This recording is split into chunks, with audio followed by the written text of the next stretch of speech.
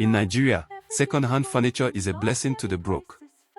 But for Bola, it became a curse she almost couldn't escape.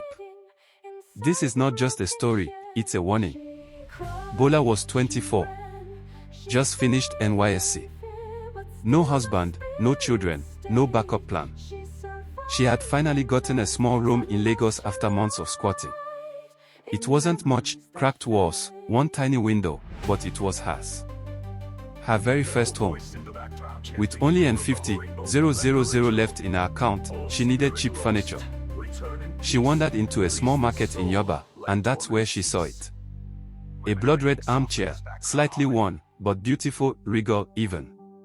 The seller said, "Madam, no giveaway price. No woman wey travel go UK." She say make I clear am.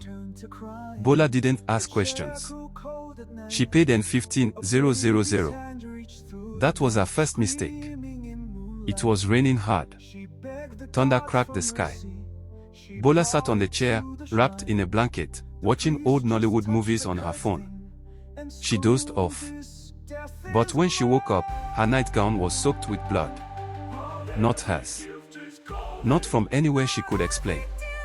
She screamed. Jumped up. The blood was gone. Just like that. She checked her body. No wounds. She told herself it was a dream. A hallucination. She was wrong. 3 days later. Every time Bola sat on the chair, she heard whispers. But they weren't clear. They were muffled sobs, like someone crying underwater. And the chair, it got colder every night. Like it was alive. Then, she started seeing the woman. At 2:13 a.m., the same time every night. A shadow, sitting beside her in the chair, rocking slowly. Crying, whispering. "My baby, they took my baby, they buried me in this chair." Bola couldn't sleep. She stopped going to work. Her eyes were sunken. Her skin was pale. One night, she tried to burn the chair. But the fire refused to catch. The chair just sat there, cold, untouched, like it was mocking her. And then it happened. The chair moved by itself. It turned slowly to face her. And from the cushion, a baby's hand emerged, rotten, decayed, reaching out, crying. Bola screamed with her soul. She collapsed. She begged. She cried. "Please.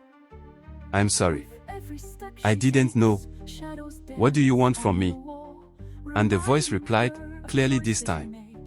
"Justice." Desperate, Bola traveled back to her village. She carried the chair to a native priest in chains.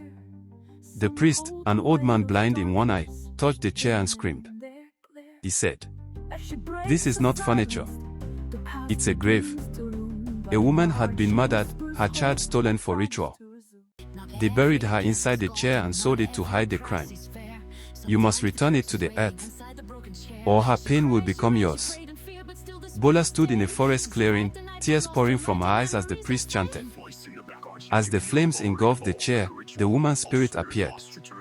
She wasn't angry. She was weeping.